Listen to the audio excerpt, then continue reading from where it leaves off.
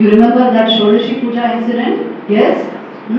See, in May, you have the Shodashi Puja. Phalaharini Kali Puja is the Shodashi Puja day. It is very, very significant for Shakti sadhaks. Why? On that day, you see, Phalaharini Ma Kali means not that she eats fruits. She gulps up the fruits of your actions. Karma Phalaharini she is. That is her puja. Phalaharini Kali Puja is that. Because she destroys the fruits of our actions. She is the savior. She is the protectress. Because our actions are the only things that trap us, isn't it? The karma phala. Everything in your life, please know for certain, it is the result of your karma. The fruit of your action. Where you came, where you were born, what you did, your education, your marriage, your family, your health, your status, social status, everything is your karma. In the first 20 years of your life, you could not determine the events, incidents of your life. It was your karma that determined it. She is the one who protects you from your negative karma. She is the one who will gulp up the effects of that karma. So she is Phalaharini Makali. So on that day, Thakur worshipped Mother as Shodashi, Tripura Sundari, Ma Lalitamba, and surrendered all his sadhana at her feet. See, is it an ordinary thing to take the worship of an avatar? Tell me. What Shakti she must be to do that? To digest that. And Thakur prostrated full length at her feet, surrendering everything at her feet. And Mother accepted that worship, and later on, see, there are many things connected with this Shodashi Puja. First of all is Mother's coming into, she understood that she has to manifest the highest mother ideal in the world. Thakur actually invoked the Divine Mother in her frame. So later on she used to say, you see, Thakur had the idea of this Matru-bhav towards all creation, but he left me to demonstrate that Matru-bhav. If we did not have this Murti, you see the general picture of womanhood. Where is this picture and where is that picture? The picture which the media radiates at you. Look at your own families and see the role which women play, the inner bhav of women. This invoking the divinity within a person is a real empowerment, which Thakur did for Mother. It's a divine empowerment. It is bringing into full manifestation the Divine Mother who was in her.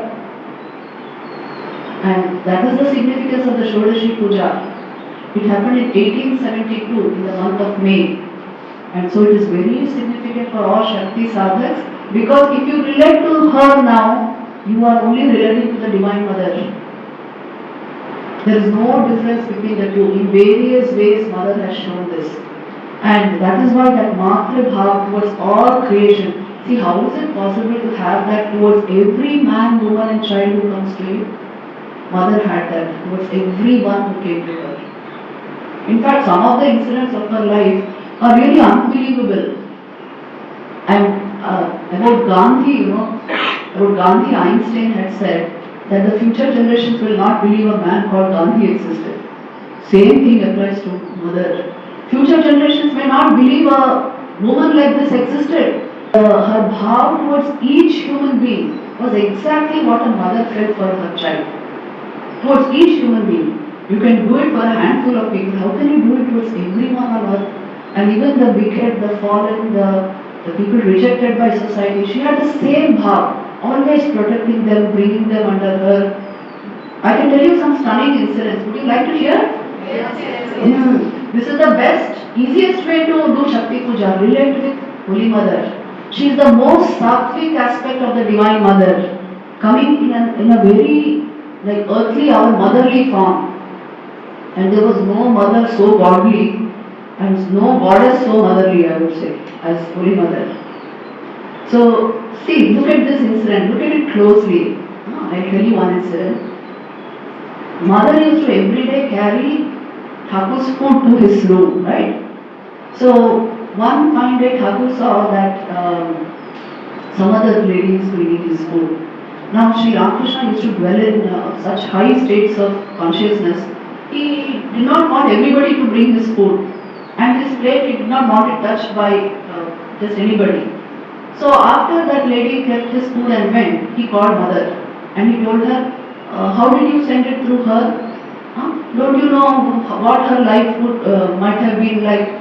Maybe she was not of a very good reputation, we don't know. But he said something like that. And at once mother turned to him and said, my lord, I will only bring your food. But, there's a condition. If somebody calls me mother, then I cannot deny that person. Then I will be giving your plate to that person. You should also remember you are not my master alone. You belong to the whole world. See, she is telling him, you have to do uddhar of everybody. So you must also accept them. See, this was our mother. There is no tulana of mother with anybody. Small incidents of her life are like they bring great insight into this, the nature of the Divine Mother, this universal mother heart, best manifested in this life, in this age, because it was very much required. She knew how strange these generations are, and how we think, how we work, and how lopsided we are in our development. So she came in a motherly, kind form so that we change our ways. This is the only way to change a human being. So she came like this. I'll tell you one other incident. There was one Pagli who used to come to Thakur. For those of you who have read the life, you know it very well. Even towards the end of Thakur's life, she used to come and bother him. So she used to come to Dakshineshwar, and she had this attitude of Madhur Bhav towards Thakur. And Thakur had only Matra Bhav towards all women, so he spurned her always. And he would even shout at her and chase her, tell her to go and all that. So this woman would be very hurt many times and crying and all that. So one day the Holy Mother is telling her, see, don't worry. If Thakur rejects you, don't worry, I am there. You come to me. Which wife will say this, tell me? Like this, all incidents in mother's life.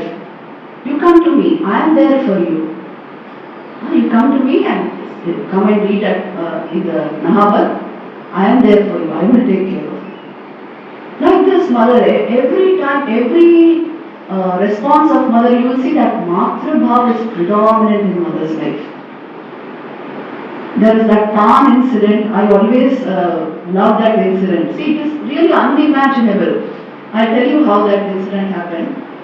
That time she was only a young girl. Okay, she was a young woman who was living in the Nahabat and cooking Thakur's food, taking care of her mother-in-law, and she used to every day make these beetle rolls, which are very common in Bengal. They use it after food. So she used to make these beetle rolls and then offer it to Thakur. So one day, Golapma, I think Yogi Ma, noticed that she is making two types of rolls. Two types. In one, she's making the usual roll with the usual ingredients. In another type, she's putting something special like ilaichi and all that. She's putting and making special rolls. Now this lady asked her, mother, why are you making two types of rolls? And she's saying, see, so many people come to Dakshineshwar to see Thakur. Now, I don't know them, they don't know us, but I have to make them my own. I have to make them my own. So I give them these special rolls. And these ordinary ones are for Thakur because he's already my own.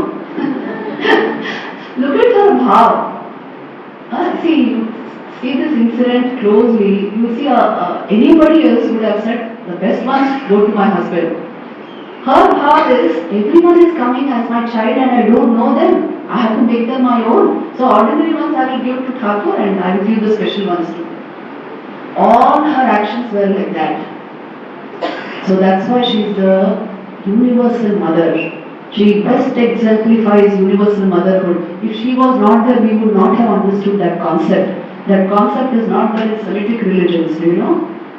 We are at a great advantage, I would say, because we have this concept of divine motherhood. They don't have it, they have only fatherhood of God. Once one sadhu, actually father, said this. You know, it was so touching for me to hear it. He said, "You people are at a great advantage." And then I asked why, and he said, "It's because you have mother. You have mother. In many religions, that concept is not there. You cannot relate to God as mother. Who's closer than mother? Tell me. Everything you can tell her. Always benign influence on you. So you have that concept. So it makes relating to God very easy. So this is the divine motherhood of Ma Sharda Devi. If we can be devoted to a personality like this, it will become equivalent to doing Shakti Puja. You know, when you can't do anything else, you must simply love and worship a personality like this, because God comes in human form to teach us about this divinity only, to make things easy for us. So she has come in this form to make worship of the Divine Mother easy for us. If you just love her and bring her into your homes so that our upcoming generation knows the real value of a woman, the real value of a personality like this, and they are able to see that the inner virtue of a person. If they are able to get that, it's a huge sanskar, you know.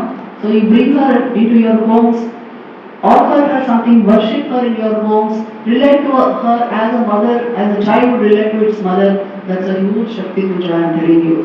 In fact, it's a transforming thing. It will transform the mind in no time, because nothing transforms a man as quickly as the words of his mother. So her teachings also are like that, only very simple but profound. And she will give it straight, and she will give it in a way which is digestible to us, very lovingly. So, one very simple way of Shakti Puja, I am telling you, for those of us who really can't do anything else, is relate with Holy Mother. In fact, I will tell you this, there are some devotees in the US who have very big picture of Mother, almost like this or bigger than this. It hangs on one full wall of their bedroom. And their spiritual practice is to sit in front of her and gaze into her eyes.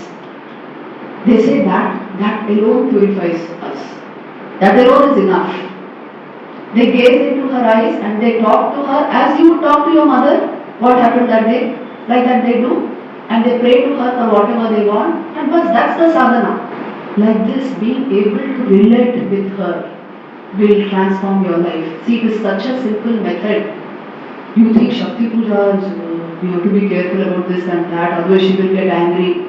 This is the most benign, sattvic form of the Divine Mother. She is only there to bless, and she is only there for her child. She came in this form only for that. So relate with her. The more you bring her into your life, all virtue and fortune will come into your life, because she is Sarva Mangala Mangalye. And if she is not there in life, the picture of womanhood and mother, and even motherhood, I would say, is very different in the modern world. So that is a negative influence on our children. That is why this ideal is required. That is why this ideal is longed for everywhere in the world. They are asking for Sharda Mats all over the world.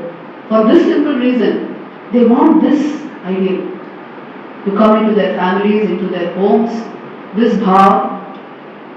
So if you can bring her into your lives, relate with her on a personal basis, not that she is the Guru's wife or Thakur's wife, not like that. On a personal basis, she is my mother. Full stop. There it ends. The relationship will transform. All this transformation of energy and awareness, all this will automatically come. Virtue will come into the life. Purity, which we were talking about, will come. What more you need? So this is the simplest way of doing Shakti Puja. Read the incidents of her life. There are very good books coming out. But you must not read it like how you read a novel. It's a meditation. Every incident of mother's life is a meditation, because you can see her bhav there. That itself is most purifying. So if we can relate with mother like that, I think our purpose is served. And you see, when we are doing this Shakti Puja, there are certain things which you asked me just now when we went for lunch, some certain devotees asked me about this. How exactly are we going to do the chanting during Navratri? How do we worship Mother? See, Anushthanik puja is really a big thing. There you have to follow all the do's and don'ts, and the puja has to be performed properly because it is an Anushtan. And the sankalp is for thousands of people you are putting the sankalp. It has to be done properly. But what will you do at home?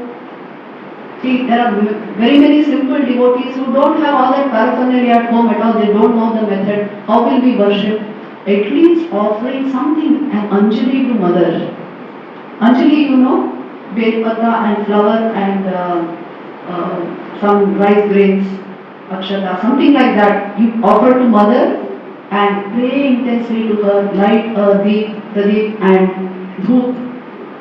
In this manner, if you pray to her, or you can come here also and offer the Anjali, that also is something you did for Navratri. Usually fast is kept, or at least eating just once at night, and eating light like fruit or something like that, and something and this kind of a puja and chanting of chanting. And if you cannot chant, listening to chanting. These are the ways in which you keep in touch with the divine. And on an everyday basis also, if you can perform some small form of puja, see we all do it. Whether we are doing the Anushmanik puja or not, we have our own way of worshipping the divine. If you do it, constantly these vritis keep falling in the mind, they will create sanskars for you. So it is easy to do it, it is not very difficult. One more thing is, many devotees asked me that, see this, handling the vital energies in our system. What are the methods to that? One most important method which many of us see, we know about it but we don't do anything about it, is the importance of maintaining a kind of regularity or routine in your everyday life. However difficult this may be, giving definite times for whatever you do. Like, first of all, maybe you have to create, you have to cook the breakfast at home, but as soon as you get up, devoting the first 15 minutes to some form of meditation or yoga or good reading, and then you start your everyday work, and then in the middle of that also you devote some time to puja or chanting, something like that. Keep up the thread of the divine throughout the day. That is the whole point. If this is done every day with a certain regularity, you know, it will create the sanskars of the higher life for you. If we don't do anything, only what impinges on your senses and mind will remain with you as sanskar. Are you getting my point? Yes? So you see, why we ask questions like, how to practically do this? It's only because we are not doing anything. Every day if you are doing something like this, it goes on stacking, falls one over the other. One fine day you will see these sanskars have become so big. This will decide the priorities of your life. It will be a life of in devotion. It will be a life of commitment in higher devotion and awareness. So it is possible to do it with every day some small practices like these. So first of all, regulated sattvic life. Yes, certain lifestyle changes are required. We can't be leading any kind of life and okay, only Navratri I worship Mother and she will accept and grant me what I want. It doesn't happen like that. Your own mind will create opposition to it, at that point. If you don't have sanskars of worship, it won't worship at that point. So, this is important. Second is even devotion and prayer. Don't keep it as Sunday affair with God. Every day. Every day. Every day if you are praying and reading the Gospel of Sri Ramakrishna, again I am telling you, your mind will start functioning like that, working like that for you. You get tuned to higher bhavs in your life. Bhav has no English equivalent. I'm really sorry. So I always keep using that word only. It's not emotion, it's something much more than that. So your mental bhav is to be kept at a certain level through all these practices. These are the practical tips to sadhana. And then service activities. I told you any form of service you render can become a worship of the Divine Mother if you do it with that intent. So selflessly, just serving the person for his own sake. And that is no different from the worship of the Divine Mother. In fact, she is very pleased with that worship. She shines in all beings as consciousness, as mind, as intelligence, as knowledge. She is there already. Where are you invoking her in another image? You worship her where she is. That's the idea. That's Shrishva Tadeva Anupravishat, our Upanishads say, which means God has entered his creation. And that is why when you do it with this intention, you are worshipping the Divine Mother, nothing less than that. I have seen people like this, you know, they don't do too much formal worship, but whole day is engaged in helping. Have you gone to parivar.org? I always mention this person, Vinayak Lohani. Yes. Anytime you are dejected or depressed, please go visit parivar.org. Go through that site. You will come out refreshed and rejuvenated.